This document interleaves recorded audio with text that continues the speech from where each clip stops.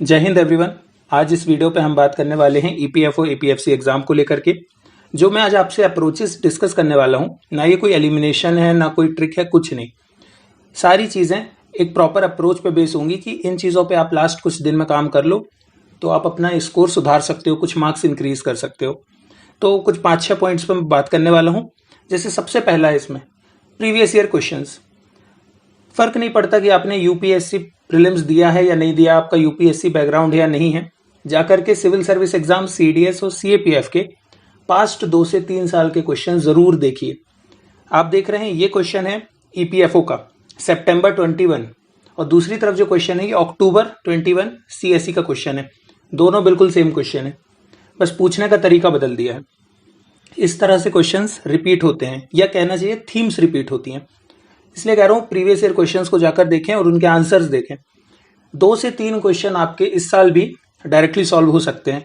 इस साल का जो 23 का सीएससी प्रीलिम्स का पेपर है, इसको एक बार अच्छे से रिवाइज कर लीजिए 1-2 दिन के अंदर अंदर। और जब हम इन्हीं थीम्स का एनालिसिस करते हैं प्रीवियस ईयर क्वेश्चंस की, तो हमें कुछ अलग क्वेश्चन जो सेम थीम से हैं वो रिपीट होते हैं। जैसे कि ये क्वेश्चन है 2021 में हमारे ईपीएफओ में आया था, amphibian of the plant kingdom कौन सा नहीं है।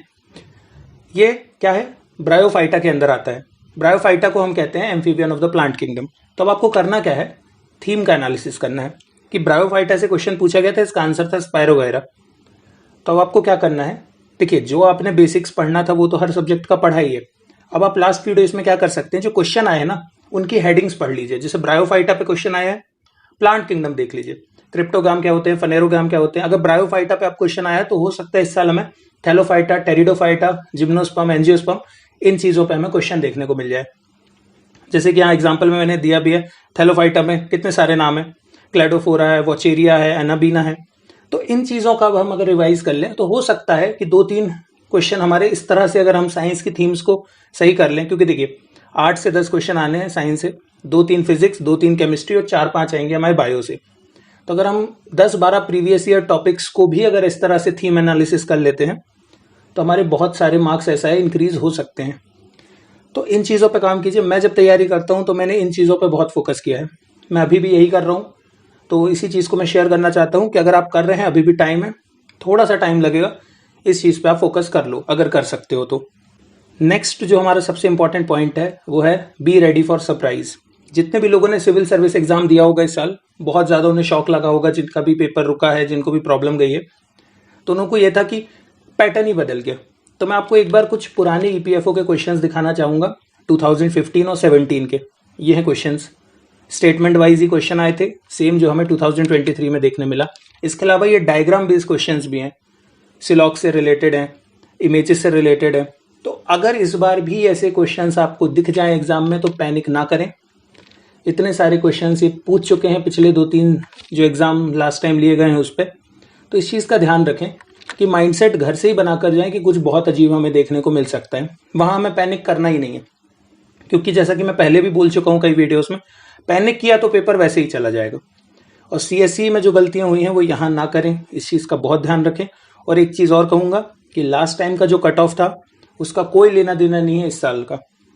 यूपीएससी में 2019 में 98 कट ऑफ था, 92 हो गया 20 में, 21 में और कम हो गया, 87 हो गया। जैसा कट ऑफ लास्ट टाइम गया था, कोई गारंटी नहीं है कि इस साल भी सेम टाइप का कट ऑफ जाएगा। तो पेपर को टफनेस, इजीनेस किसी नजरिए से मत देखना, कट ऑफ सोचना ही नहीं। जितना बनता है हम उतना अच्छे से करके आएंगे, इस चीज का आपको ध्यान रखना है। जनरली आपको लगता होगा कि ये बहुत कोई इतनी बड़ी बात नहीं बोल रहा हूं मैं, बट एक्चुअल में ये चीजें ही हमें पेपर खराब करा देती हैं कि हम अपने कुछ प्री कंसीव्ड नोशंस की वजह से वहां जाकर जब ज्यादा दिमाग लगाते हैं ना तो पेपर रुकता है। कम दिमाग लगाने से तो रुकता है पेपर, मैं एक चीज़ और फील करता हूं कि ज़्यादा दिमाग लगाने से भी पेपर रुक जाता है। तो उस चीज़ का हमें ध्यान रखना चाहिए, बहुत ज़्यादा दिमाग ना लगाएं, जो तैयारी की है उस पर भरोसा रखें, कॉन्फिडेंस से ऑप्शन स्टिक करके आएँ, फिर जो होगा वो देखा जाएगा। इस तरह से जाना, इस चीज़ का बहुत ध्यान रखना। ये एक ऐसी चीज़ है जो सुनने में नहीं लगती उतनी इंपॉर्टेंट, बट यही कारण होता है जिससे आपका पेपर रुकता है।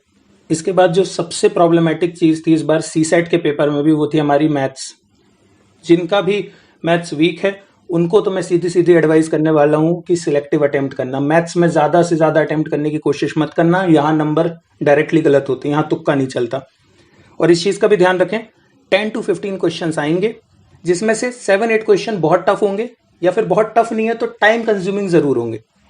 तो ये गलती मत करिएगा कि इसमें टफ क्वेश्चंस को अटेम्प्ट करने के चक्कर में आपने ईगो पे ले लिया, कहना चाहिए कि हाँ ये क्वेश्चन तो करके रहूंगा, लग रहा है बन जाएगा, टाइम खराब कर दिया।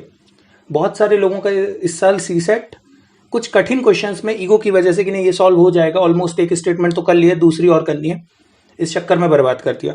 ये मत करना, पहले अपना बाकी पेपर करना और मैथ्स के वो क्वेश्चन जो आपको पहली बार में देखते ही बन जाएं उन्हें सॉल्व करना। इस चीज़ का ध्यान रखना। जिनका मैथ्स बहुत अच्छा है, अगर उनसे 4-5 ही क्वेश्चन भी बन रहे हैं, उसके आगे नहीं बन रहे मैथ्स में, तो छोड़ देना, क्योंकि मैथ्स की वजह से अपना पेपर बर्बाद मत करना, ये चीज़ ध्यान रखना। और जैसा कि मैंने जीएस में थीम्स बताई, सेम थीम्स हमारी सी सेट में भी रिपीट होती हैं। स्पेशली 2020, 21, 22 और 23 के सी सेट के पेपर जरूर देख कर जाएं, और अगर पॉसिबल हो तो सिलेक्टिवली सीडीएस के पेपर और सीएपीएफ के भी देख कर जाएं। तो एक इन चीज़ों पे भी आप ध्यान रखें। और जिनका मैथ्स वीक है वो बहुत सिलेक्टिव अटेम्प्ट करें मैथ्स को। इसके बाद एक ऐसा टॉपिक है जिसको हम जनरली इग्नोर कर देते हैं, वो है जनरल अवेयरनेस हमारा। इसमें क्या होता है, 3 से 4 क्वेश्चन आएंगे, लेकिन हम क्या करते हैं कि उतना ध्यान नहीं दे रहे। मैं कहूँगा बहुत ध्यान मत दो, कॉस्ट बेनिफिट रेशो कम होता है, लेकिन एटलीस्ट जो बहुत मेजर करेंट्स हैं साल के, जैसे 2021 में क्वेश्चन आया था, तो ट्राई सर्विस कंटिजेंट 2021 का एक जनरल करंट है, रिपब्लिक डे का फेमस करंट है, आप यहाँ गलती नहीं कर सकते। उसी तरीके से पराक्रम दिवस 2021 में मनाया गया था, किसकी याद में, सुभाष चंद्र बोस जी की।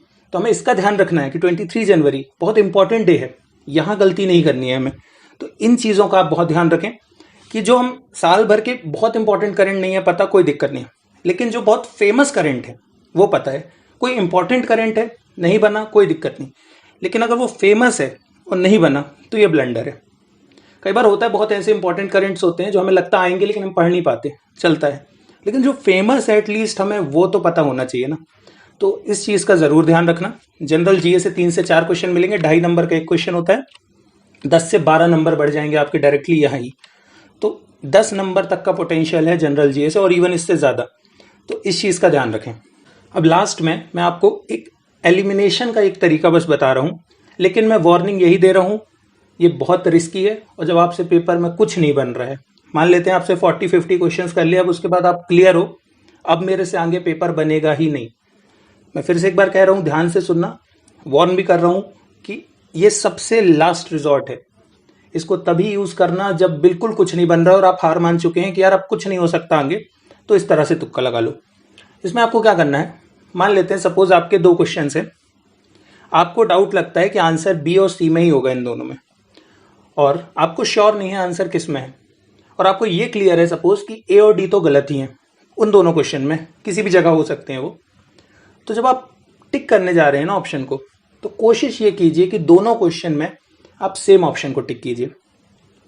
2 से ज़्यादा ऑप्शन में मैं ये चीज़ नहीं कहूँगा कि 3-4 ऑप्शन में सेम कीजिए, वहाँ गलती हो सकती है। 2 में इसलिए कह रहा हूँ क्योंकि अगर एक सही हो गया तो आपको 2.5 मार्क्स मिलेंगे, और दूसरा गलत हो गया तो 0.83 जाएंगे, यानी कि आपको नेट 1.5 नंबर तो एक्स्ट्रा मिल ही रहा है। इसलिए कहा कि एटलीस्ट 2 क्वेश्चंस में आप इस तरह से कर सकते हैं, 2-2 के सेट में, कि आपको श्योर है। मान लेते बी और सी ऑप्शन आपने कट कर दिया, आपको ए और डी में ही डाउट है, तो अब आप अकॉर्डिंगली 2 सिमिलर ऑप्शंस पे खेल सकते हैं। लेकिन इसको बहुत ध्यान रखना कि ये सारी चीज़ें तब करनी है जब बिल्कुल कोई ऑप्शन नहीं बचा है, कि अब तो आता ही नहीं है। तो ब्लाइंड गेस करने से अच्छा है थोड़ा इस तरीके से लॉजिकली एलिमिनेट करें, ये चीज़ हेल्प करती है। मान लेते हैं आपने अगर टेस्ट सीरीज लगाया होगा तो आपने एक चीज़ नोटिस की होगी, कई बार हम सपोज करते हैं बी और सी ऑप्शन में अटके हैं, हमने जिसका बी लगाया था उसका आंसर सी निकलता है आंसर की में, और जिसका सी लगाया था उसका बी निकलता है। तो इस वाले ब्लंडर से हमें बचना है। सिमिलर ऑप्शंस को टिक करो, इससे थोड़ा सा स्कोप हमारा बढ़ जाता है नेट गेन करने का। तो इस चीज़ को ध्यान रखें।